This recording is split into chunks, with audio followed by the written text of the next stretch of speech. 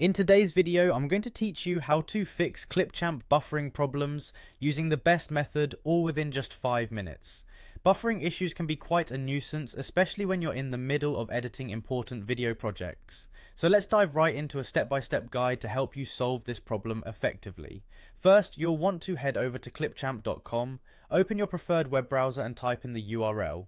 Once you're on the homepage, you'll see a couple of options to get started. If you already have an account, you can simply click on Sign In. This will take you to the login page. Here, you'll notice several login options. The quickest way is to click Continue with Microsoft. After that, you'll be prompted to select your Microsoft account, so choose the account you usually use for Clipchamp. Once you're logged in, you'll be directed to the Clipchamp homepage. This is where all your projects live and you can start working on them right away.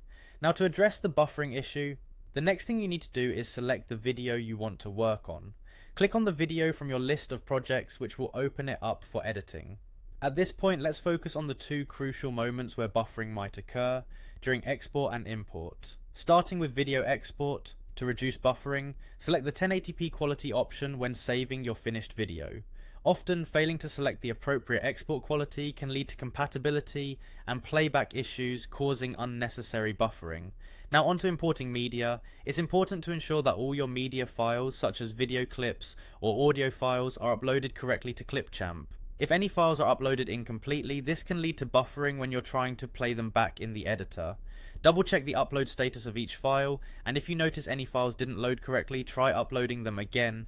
These steps should help you efficiently manage and minimize buffering in Clipchamp, creating a smoother editing experience. If you continue to face issues, check your internet connection, as slow internet speeds can sometimes be the underlying cause of buffering problems.